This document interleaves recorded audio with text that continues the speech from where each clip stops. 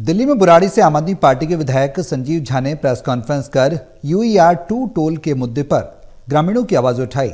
उन्होंने कहा कि जिस जमीन पर किसानों की भूमि अधिग्रहित कर सड़क बनाई गई, उसी पर अब गांव वालों से महंगा टोल वसूला जा रहा है।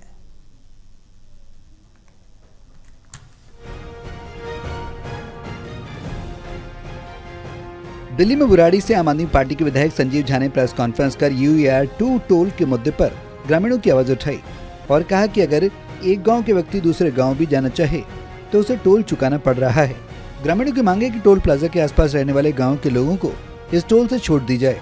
लगातार लोग धरने पर बैठे हैं, लेकिन न तो केंद्र सरकार और न ही दिल्ली सरकार का कोई प्रतिनिधि उनसे मिलने आया।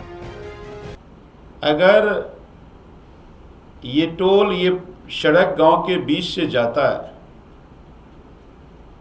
अगर मान लीजिए जैसा मैंने पहले कहा आपको कि इनको अगर उस सड़क पर जाना है जो इनके ज़मीन पर बनाया गया सड़क है, तो अपनी ही ज़मीन पर बनाई गई सड़क का आखिर टोल किस बात का।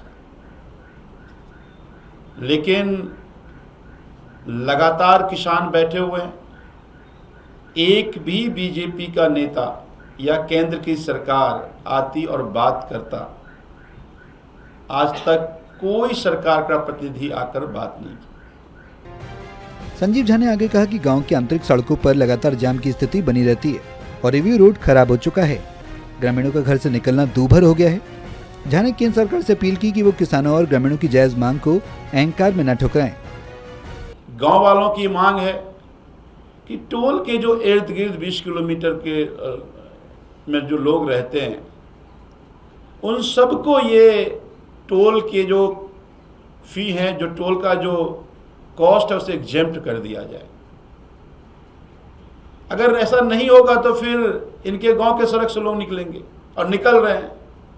अब गांव से सड़क से निकल जैसा मैंने पहले कहा कि एक तरफ तो जाम लग रहा है, दूसरी तरफ सड़क खराब हो रहा है, तो टोल पे तो नहीं जा पा रहे हैं। इनका जो अपना सड़क था वही बर्बाद हो गया। तो मुझे लगता है कि ये जायज़ मांग है और इस जायज़ मांग को केंद्र सरकार अपने अहंकार में ना आकर इसको माने। बहरहाल संजीव झा ने साफ कहा कि अगर टोल से छूट नहीं दी गई तो ग्रामीणों का आक्रोश और बढ़ेगा। उन्होंने केंद्र सरकार से अपील की कि किसानों और गांव वासियों की इस जायज मांग पर जल्द से जल्द फैसला लिया जाए। सहयोगी पवन शर्मा के साथ दिल्ली से विशाल सिंह, टोटल टीवी।